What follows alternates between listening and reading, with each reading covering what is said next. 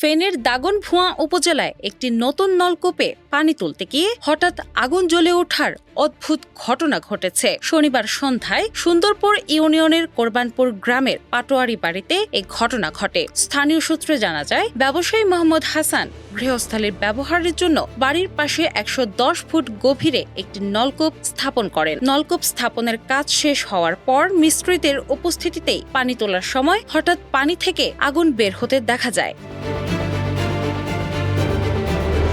এ ঘটনায় এলাকা জুড়ে আতঙ্ক ও কৌতূহলের সৃষ্টি হয় এবং দ্রুত বিষয়টি প্রশাসনকে জানানো হয়। খবর পেয়ে দাগনভূঞা উপজেলার নির্বাহী কর্মকর্তাকে অবহিত করা হলে ফায়ার সার্ভিস ঘটনাস্থলে যায়। তবে ফায়ার সার্ভিস পৌঁছানোর আগেই প্রায় ২ থেকে আড়াই ঘন্টা পর আগুন নিভে যায়। ঘটনার পরপরই আশপাশের এলাকায় উৎসুক মানুষের ভিড় জমে যায়। স্থানীয়রা জানান, পানি ওঠানোর সময় হঠাৎ আগুনের শিখা দেখা যায়, যা দীর্ঘ সময় ধরে জ্বলতে থাকে।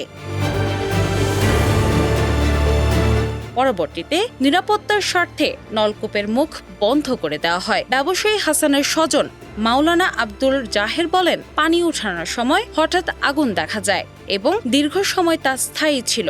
তিনি জানান, ফায়ার সার্ভিস আসার আগেই আগুন নিভে যায় এবং পরে প্রশাসনকে জানানো হয়েছে। আগামীকাল সংশ্লিষ্ট বিভাগ ঘটনাস্থলে গিয়ে পরীক্ষা নিরীক্ষা করবে বলে জানা গেছে। Feni fire service and civil ডিফেন্সের লিডার উজ্জ্বল বড়ুয়া ঘটনাস্থলে পরিদর্শন করেন।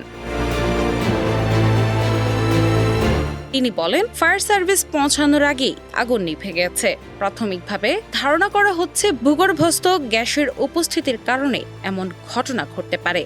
বিষয়টি বিস্তারিতভাবে পরীক্ষা নিরীক্ষার জন্য সংশ্লিষ্ট বিভাগকে জানানো হয়েছে। Bakhrabad gas distribution company Feni কার্যালয়ের প্রকৌশলী সালে আহমদ জানান, ভূগর্ভস্থ গ্যাস জমে থাকলে এমন ঘটনা ঘটতে পারে। তবে তিনি জানান, ঘটনাটির সম্পর্কে তিনি সরাসরি অবগত নন। দাগনভূঞা উপজেলা নির্বাহী কর্মকর্তা মোহাম্মদ শহীদুল ইসলাম বলেন, দ্রুত ফায়ার সার্ভিসকে খবর দেওয়া হয়। তিনি জানান, পরিস্থিতি বর্তমানে সম্পূর্ণ স্বাভাবিক রয়েছে।